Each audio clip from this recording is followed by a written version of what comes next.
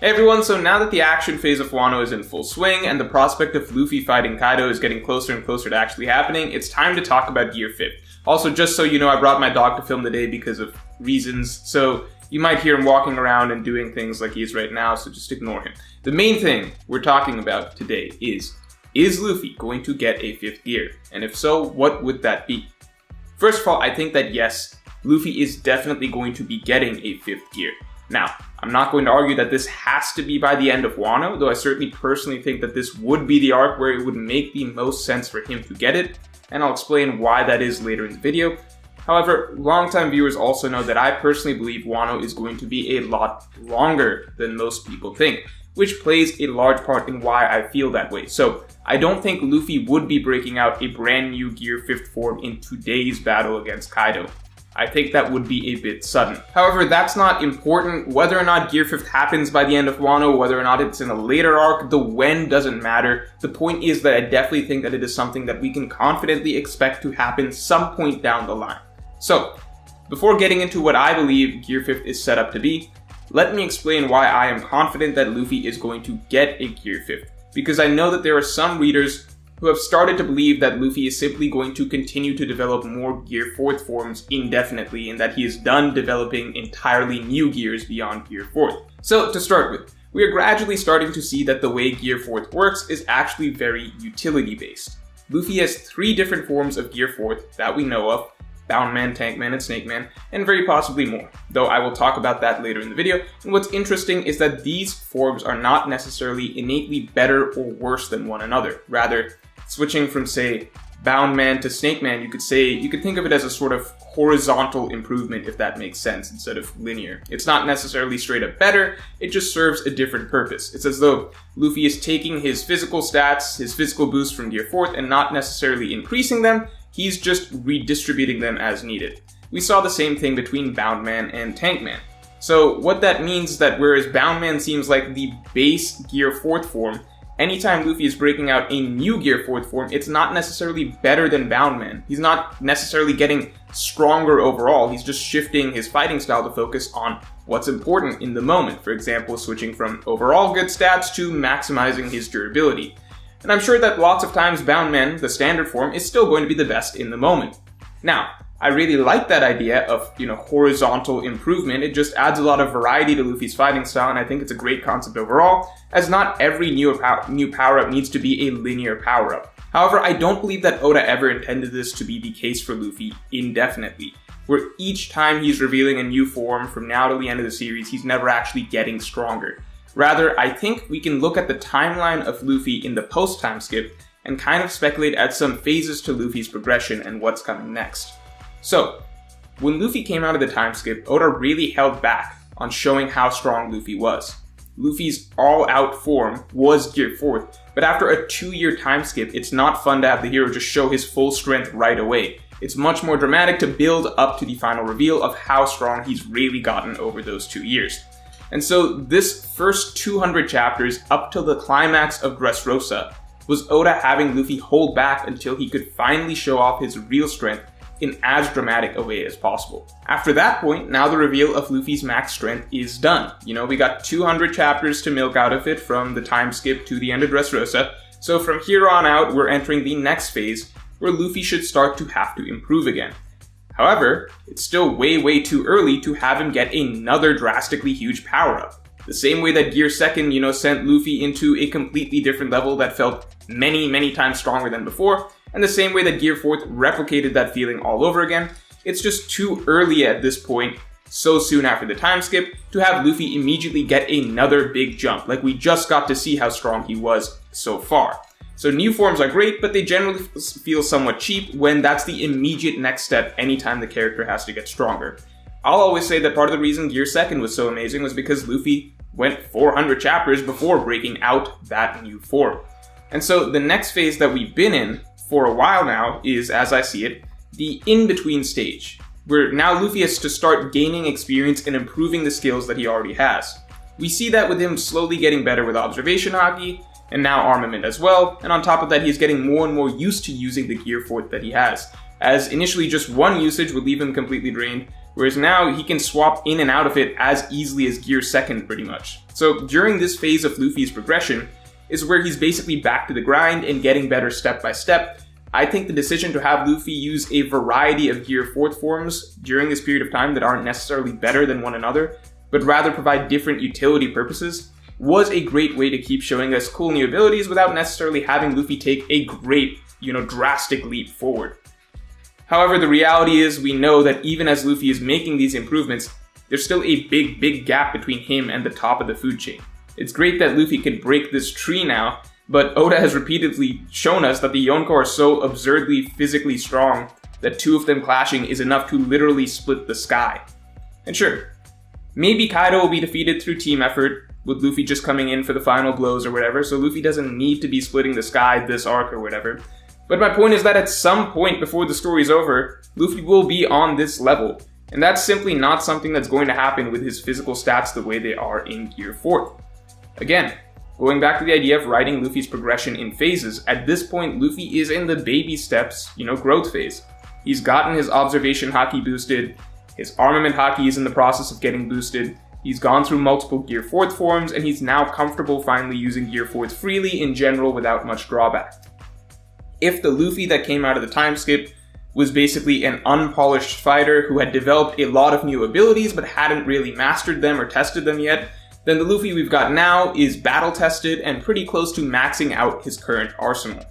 I think we're pretty close to the next phase where Luffy is ready to get his next big-time game-changing power-up, something that will put him on a comparable physical level to the strongest pirates and generally the strongest characters in the series. And of course, the way Oda writes Luffy's power-ups, the way he's always written them, Gear 2nd, Gear 3rd, Gear 4th, is that these power-ups initially come with drawbacks.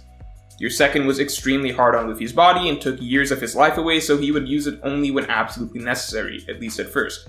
Gear 3rd would shrink him and make him unable to fight.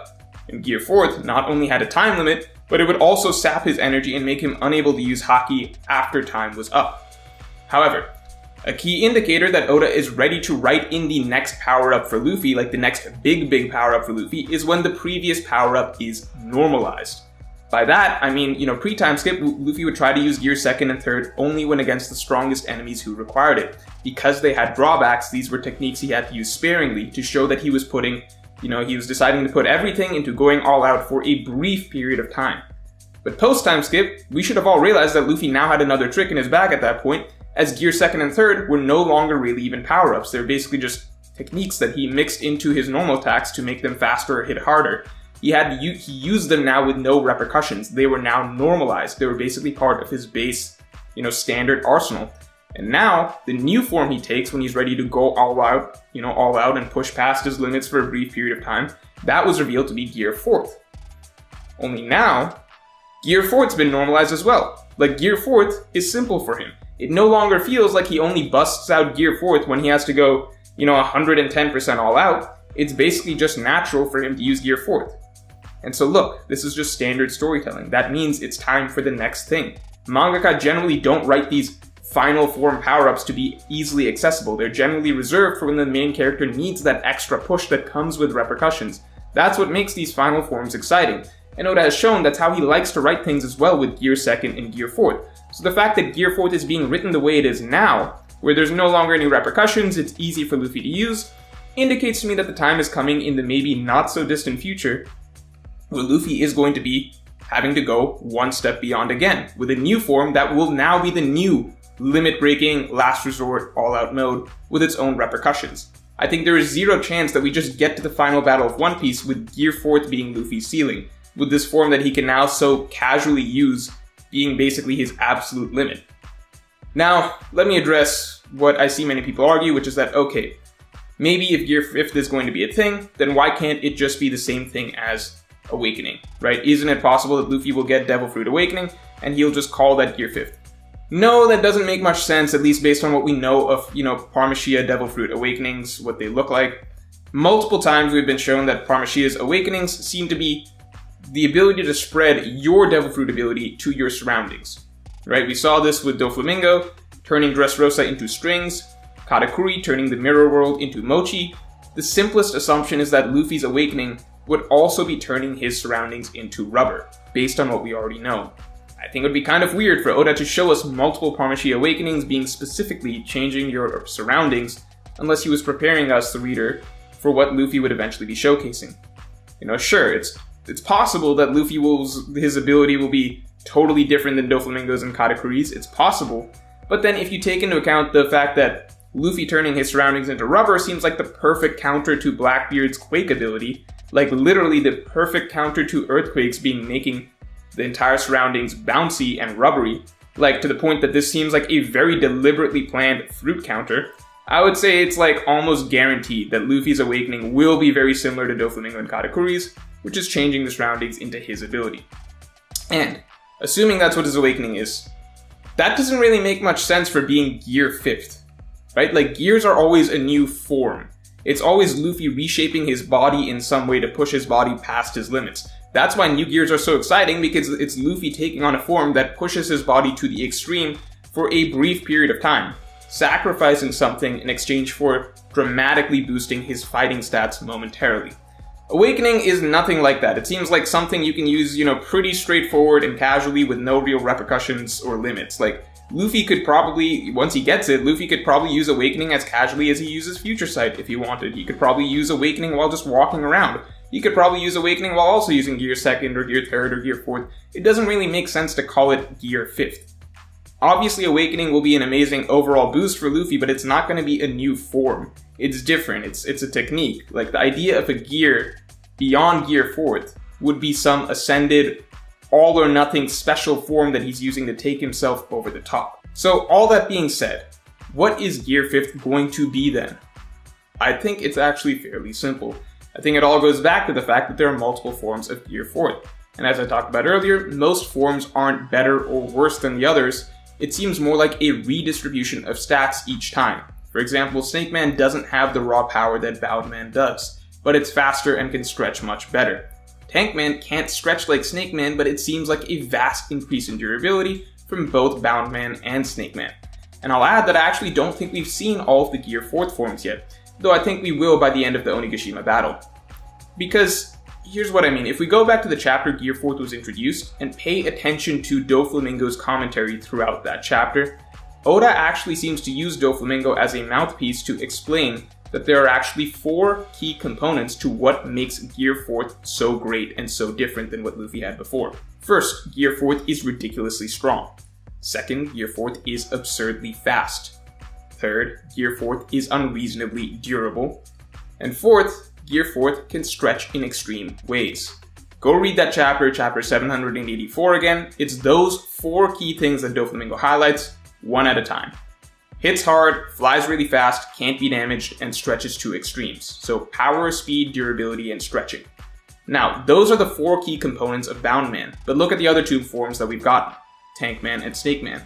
As I said, it seems like Tank Man takes the durability of Gear 4th to the extreme, and similarly, Snake Man takes the stretching of Gear 4th to the extreme.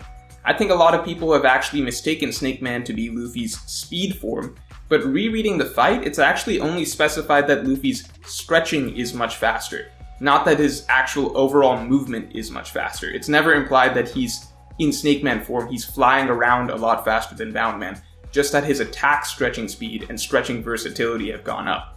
So people have talked about there being potentially a Gear 4th form that's focused on power, but I think we're also going to have a Gear 4th form that's focused on straight up movement speed, taking the speed at which Luffy flies around at to the max. If there was a power form, then I would imagine it would have extremely limited mobility and stretching, similar to Tank Man, but with Luffy's standard attacks now basically being, King Kong guns. Because if in Bound Man Luffy's standard attack is a Kong gun, then in this extreme power form where he's focusing exclusively on power and very little on anything else, then, King Kong gun may be the standard, is what I'm saying. And God knows how fast his speed form would be. And now let's talk about Gear 5th. How I see it is, if Bound Man is the neutral form, and that alone gives Luffy a big boost in power, speed, durability, and stretching, and then the other Gear 4th forms are essentially doubling down on one of these aspects individually, then simply put, Gear 5th would be putting all those specialized Gear 4th forms together to max out all of Luffy's stats at once. So essentially a form where Luffy has the durability of Tank Man, the stretching capability of Snake Man, the power of his hypothetical power form, and the speed of his hypothetical speed form. That altogether would be final form worthy. If we look at Boundman as is, he seems so far off from Yonko's physical stats. Again, they can split the sky just from clashing, but it's all the other things as well. Like, look at how fast Kaido is. Look at how hard he hits. Look at how effortlessly Big Mom launches these Elbaf cannons that change the landscape of the entire battle with a single swing. And look at how durable these top tier characters are. Not just the Yonko, but other top fighters as well. However, at the same time, we've seen glimpses of Luffy being comparable in moments. In Tankman, when he's putting everything into durability, even a commander like Cracker can't damage him. That feels a lot like what we would expect of a Yonko themselves. When Luffy puts everything into power, like with, say, King Kong Gun, yeah, that seems like a punch worthy of a Yonko. If Luffy had a Gear 4th form that was solely focused on doubling down on Gear 4th's speed, then maybe he could be as fast as Kaido. So if we imagine that Luffy has Gear 4th forms that are each focused on one of his major stats, power, speed, durability, and stretching. And if we imagine that individually in those specialized forms, Luffy can get his stats up to comparable to these top fighters, then if there was just one form where Luffy could combine all of those, take everything to the max all at once, just briefly mix all his specialized forms together into one complete package, then suddenly he could probably hold his own against anyone in the world, but probably just briefly, and that's the big thing about this. Such an extreme form will likely once again have major drawbacks, and that can be anything. It could be heavy time limit, years off his lifespan, maybe completely sapped of haki afterwards, maybe he has to sleep for a week afterwards, but the point is that as he shows us more and more Gear 4th forms, the notion that he could combine them all together into one ultimate form becomes all the more interesting. It just seems like the logical next step in terms of progression. The last resort, all-in move, just combine them all together. And here's the kicker. What's really interesting, and the big reason I believe we will be seeing this at the end of Wano specifically, is because we have seen this exact same thing happen before, in a sense. Most people have noticed by now that Thriller Bark heavily foreshadows a lot of Wano with Ryuma, Ancient Giants, Kaido's first mentions, etc. And even if we look at the final fight, what do we get? We get a gigantic team fight that ends with the villain on his last legs, with Luffy just needing one last push by himself to take him down, which is exactly how many predict the fight with Kaido will go. And what we saw that Luffy did to put him over the top was combine his gears, the speed of Gear 2nd with the power of Gear 3rd. At the time, by the way, Gear 2nd and 3rd were actually similar to the various Gear 4th forms we have today, in that they mainly boosted one of Luffy's stats, Gear 2nd boosting speed, and Gear 3rd boosting power. So there were separate utility forms that Luffy ultimately stacked together to take down Moria. And it's easily forgettable because Luffy never did it again, but I could easily see that as foreshadowing for what we will see at the end of the Kaido battle on a much bigger scale, stacking the stats boosts of all his individual Gear 4th forms into one single form for a brief period of time for that final push. Now, what I really like about this idea is that it feels like the most natural progression possible. I'm a big believer that power-ups should feel natural. If Oda had just given us one Gear 4th form, Boundman, and that was it, that was just Gear 4th, then when the time came for Luffy to need to level up hard and get a Gear 5th, if Oda then just suddenly had Luffy take it up a notch and get a huge stats boost in his power, speed, durability, and stretching, then it would be kind of like, okay, I guess he can just do that. It would feel a little abrupt. Even if there were a lot of drawbacks, like a time limit and such, it would still feel a little cheap, at least to me. However, it's the fact that we've gotten glimpses of Luffy being able to stretch and hit much faster. We've gotten glimpses of Luffy having ridiculous durability like Yonko. I'm sure we'll get to see another Gear 4th form or two as well. And at the end of the day, it's the fact that we'll have seen that Luffy can push himself harder. We've already seen that Luffy can push himself harder in all these categories individually. And then having it be the final step, simply being putting all the pieces together and doing it all at once, that then seems like the natural next step. It would be a big step, but it does seem like an attainable step, and that's the point. Luffy's final form needs to be a big leap to get to the top, but it needs to feel like an attainable leap based on everything we've seen him capable of doing so far. And if I compare this hypothetical Gear 5th to the previous gears when we're talking about natural progression, well, Gear 2nd and 3rd felt like they came out of the blue, but the moment we got the explanation for them, they simply made sense as these power-ups were more so based on pure creativity. Like they felt like a very out of the box, but logically sound boosts that one could get from creatively using a rubber devil fruit. Gear 4th was just a blatant overall boost in stats, but Luffy had been training for 2 years. So we all actually had the expectation that he should have something new that boosted him in a really impactful way. That was the point of the training. But to just go from that directly to just another big form, Gear 5th, with another huge stats increase, would feel somewhat unearned, especially without more training, like extensive training. But not if Luffy comes out of the time skip having learned Gear 4th and multiple other Gear 4th forms, basically having all the individual pieces for Gear 5th developed as well. Since then, over the course of his battles in the New World, he can get more and more used to Gear 4th, its various forms and such, and get to a point where he's comfortable enough with Gear 4th that he can put together all the individual pieces for that Gear 5th. And as I said earlier, it's the very fact that Luffy now has Gear 4th pretty much down with no drawbacks whatsoever that it seems like he could be ready to start pushing past his limits again and start stacking these various Gear 4th forms together into something new that would actually be that new high risk, high reward, last resort that, Gear 2nd and Gear 4th used to be. And lastly, some people might say, well, if Luffy can just stack all his Gear 4th forms together, wouldn't that make Gear 4th irrelevant?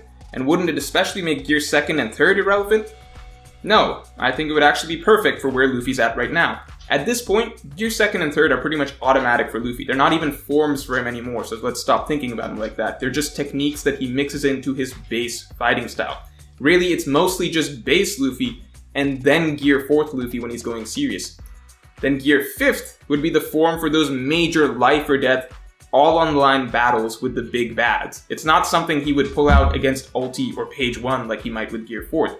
This would be more so what we would see against a Kaido, or a Blackbeard, or an Akainu, basically very limited use throughout the rest of the series.